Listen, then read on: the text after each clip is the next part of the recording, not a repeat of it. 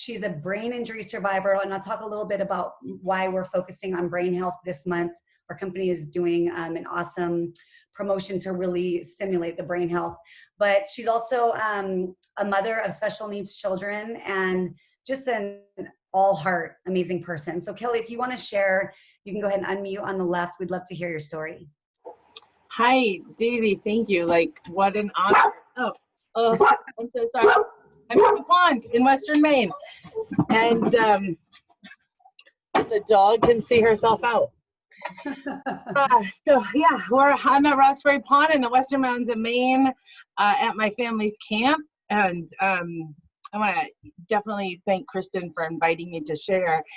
I have not known about Protandim as long as most of you all have. I am super excited to be able to share what's transpired in the last year and a half of my life with a joyful heart. That certainly wasn't the case even just 6 weeks ago. So on February 11th in 2019, and I kind of have this like structured in chronological order, and bear with me, because this brain injury did not allow for me to be able to do these things. So this is all very new for me to be able to regain this skill. So in February 2019, I was the last car hit in a 4-car pileup on the icy roads in Maine. The estimated damage to my car was $9.20. I'm not even sure how you get that, but they did. And I was fine. I had things to do. I was in my last semester of college. I was 12 weeks away from graduating with a bachelor's in applied science.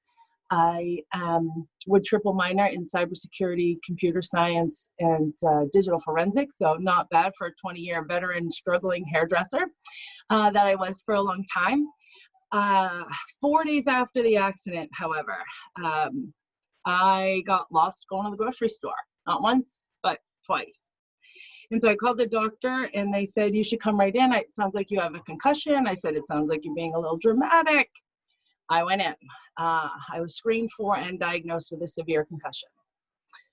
A few weeks went by, and I didn't get better.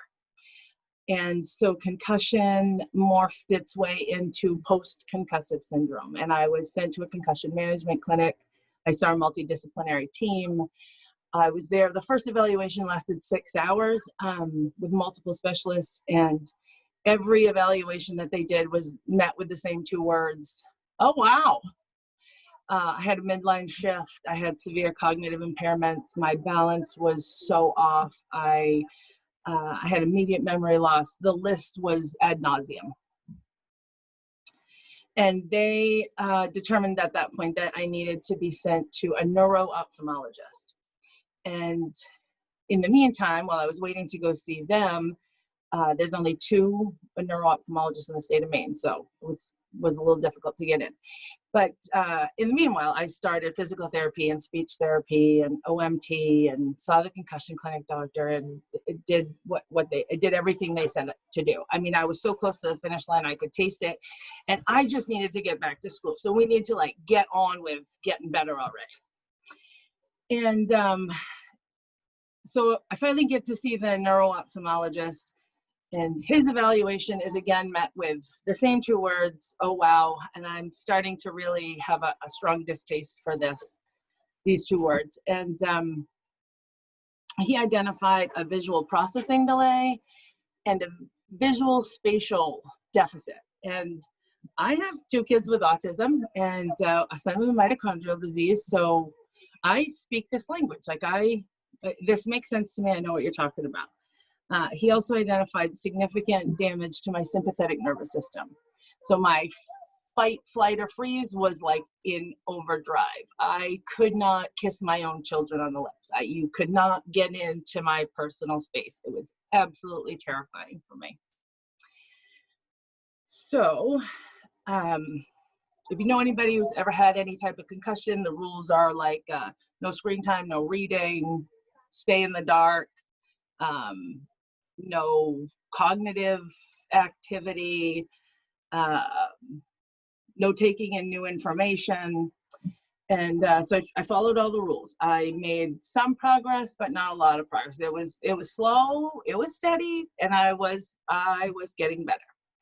And so fast forward to summertime, we got up here to the lake, and I did not dare to drive the boat, let alone drag my kids on a tube behind it and take them tubing. I didn't dare to do any of that. And about a month later, we were in July, in the end of July, July 27th, I was doing really, really good. I felt like I was safe enough to mow the lawn, and I was not.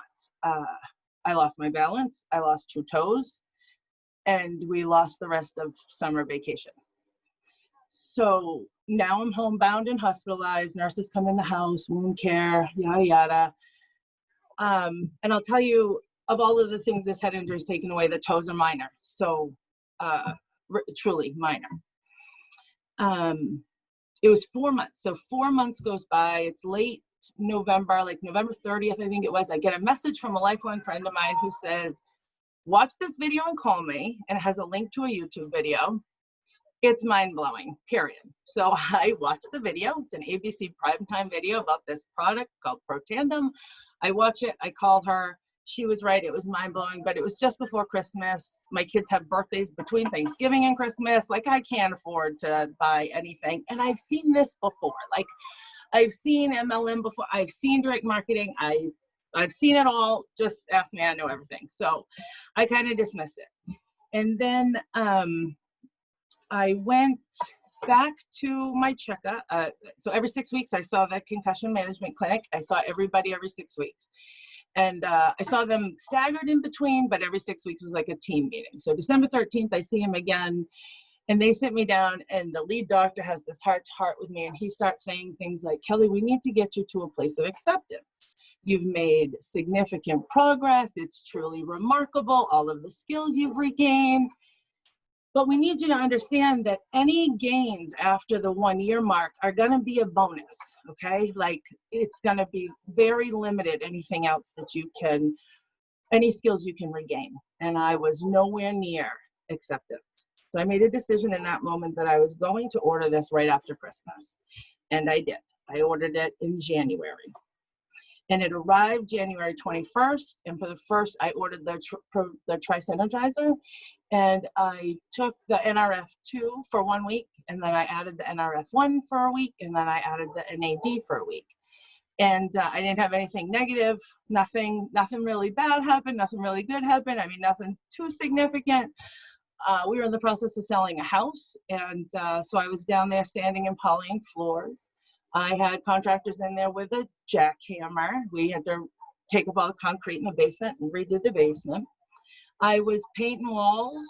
I put it in, ripped out a ceiling, redid that, driving back and forth a half an hour each way every day. Didn't think anything of it, right? Like, you never think anything of it when things get better. You only think of it when things get worse. And so I had a follow-up with my doctor. It was the 1 year anniversary of the accident. It was February 11th this year. And they said, Kelly, if we can get you, you're doing great. If we can get you to 7th grade reading level, we'll release you to go back to school. We need you to be able to read 10 pages of 7th grade material and answer 10 questions after you've read it. And if you can do that, we'll release you to go back to school. Okay, great. So the next week was the kids' winter vacation in February. My 7th grade daughter and I read a couple of chapters in her book. I answered the 10 questions with her, and I spent the next 5 days in bed. I was nauseous. I was in complete darkness. I couldn't talk, let alone function. I was miserable. And my boyfriend said, do you think that stuff you were taking was working? And I said, what stuff? And he said, Protandim. And I said, I ran out of that. And he said, when? And I said, 5 days ago. And he said, then you need to order some more. And he reminded me how good I had been doing and how this reading 10 pages just put me in a hole. So we reordered it. And this time he made the decision that we were going to order it for everybody. And so we all started taking it in February. Fast forward, St. Patrick's Day, COVID-19 hits, homeschooling begins. I got 2 kids with IEPs, and I need to call the special ed department and ask for accommodations, but not for them for me, because I can't handle Google Classroom, I can't handle PowerSchool, I can't read all these emails, and I sure as hell can't regurgitate it all and try to teach my kids at the kitchen table. So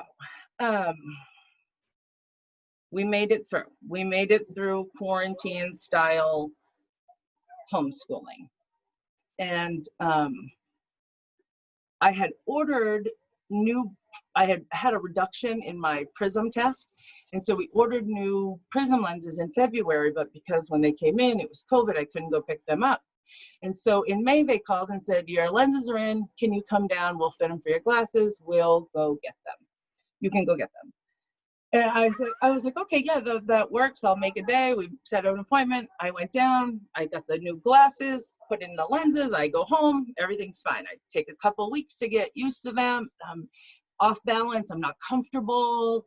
It just doesn't feel right. But I got bifocals now. I don't have progressives anymore. So I think it's that. So I call him a couple of weeks later and I say, you know what? I can't handle this. Like, something's not right. So he had me come in 2 weeks to get the appointment. I go in. And he redoes my evaluation, and he says those 2 words to me with a completely different tone of voice. He says, oh, wow, your midline shift is gone. You don't need prisms anymore. And he confirms for me that over the COVID episode, I wasn't able to access physical therapy or speech or OT or OMT. I'm not allowed to go to the concussion clinic. You can't even Zoom with these guys. So I'm like, yeah, no, I haven't done anything except I've been taking this NRF2 activator.